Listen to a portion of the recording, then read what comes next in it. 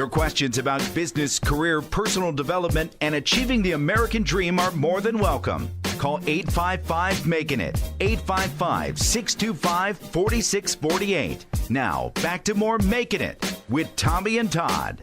We're back with Tommy and Todd, coast to coast, and it is time for the Danger Report. Yep, it's time for me.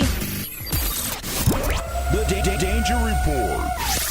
All right, so I love surprising you guys on these. The next business that's in trouble and possibly might not make it would be Scottrade. Now, capture Todd's face, please. Go to our website if you want to see Todd's astonished face on this. I think you're just making these up now just to try to get us. Yeah. I'm going to have to research this Let after the me show. school you two. All right, so in October 2016, TD Ameritrade and Toronto Dominion Bank announced that it would purchase Scottrade for $4 billion. Ooh. Based in St. Louis, the discount brokerage has been operating since 1980. Compressed margins in the industry are likely the main reason for the merger. The combined company will have more than 10 million accounts and nearly $1 trillion in assets. Mm-hmm. Speaking to the St. Louis Post-Dispatch after the agreement, Scottrade founder and CEO Roger Riney, I believe that's how you say his name, explained the business had become very competitive and how larger scale would help lower costs. One last thing, in a letter to customers, Scottrade president Peter De Silva explained that the core business and network would remain in place, but they might be changing the name. Oh. And it being acquired under TD Ameritrade. So, they already changed the name of the arena. So let me get this straight. They paid $4 billion so they can go bankrupt? Is that it? Well, basically, it sounds like Scottrade is being absorbed in this merger, and they're being absorbed into the network and the efficiencies of TD Ameritrade, and that it was no longer profitable for Scottrade to be operating on its own as a separate entity. Okay, so they did get some value. Right, exactly. Yes. So it was They got rescued, beneficial. basically. Yeah. Okay. Yeah. All right. Okay. All right. That's good. All right, moving on. Well, they're online. They're online. Scottrade show. It shows you how much money an online business gets. Scottrade. Yeah. Yeah. As in That's they make a huge. lot of money? $4 billion for another online company. Right. You can make money online. I think we're finding that out. Yes. Yes. All right. What's Anyway. that? Okay. It's time for Making It or Breaking It. And today we are discussing, do you trust a 25-year-old CEO? No. What's next? Todd, do you have anything to say on the subject? That's funny. All right, wrapping up the show.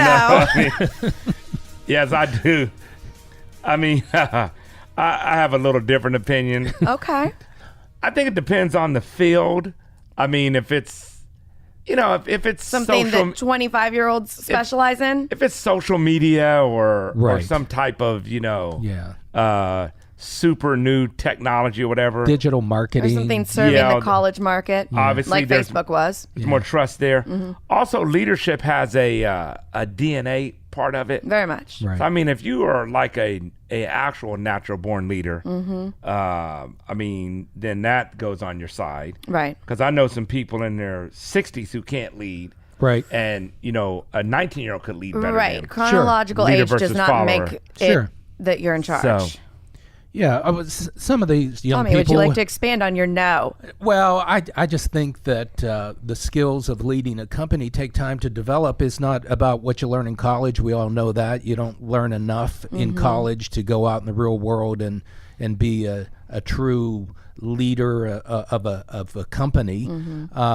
It's a different thing if you're a CEO because you started your own company and there's you and 5 other people and you're the leader, so you call you the CEO. That's not what we're talking about. We're talking about real companies and big companies. And does a person at 25 have all of those interpersonal qualities that are needed Right. to develop strategy, to lead people, to inspire confidence, to appear before banks and borrow money and all of those things that a CEO has to do. Well, the biggest thing I see is that, I don't really question if a 25-year-old could be a good leader and could run a business.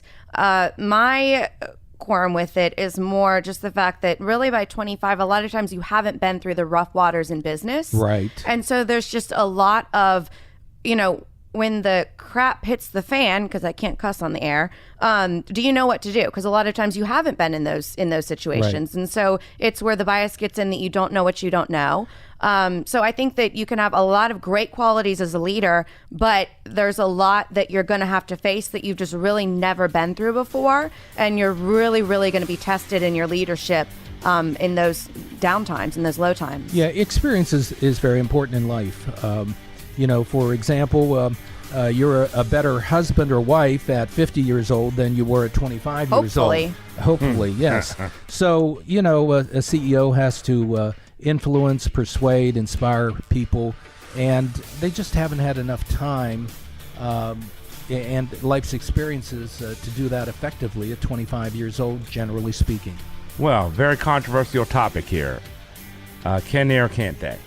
You're listening. That's it for today's show. You're listening to Making It with Tommy and Todd. Brittany? You can check out the website, makinitnow.com, pick up our Facebook feed, our Twitter feed, our Instagram feed, and watch all the behind-the-scenes footage here on the green screen. Thanks for joining us, America, and keep making it. This has been Making It, the source for information, insights, interviews, and in-the-trench advice for startups, struggling, and early-stage entrepreneurs and business owners nationwide. The opinions expressed on this program are those of the host, guests, and callers, and not necessarily those of this station, staff, management, or advertisers. For more information, contact Tommy or Todd at 855-MAKIN-IT. That's 855-625-4648. Or at their email address, info@makinitnow.com. Thank you for listening to Making It.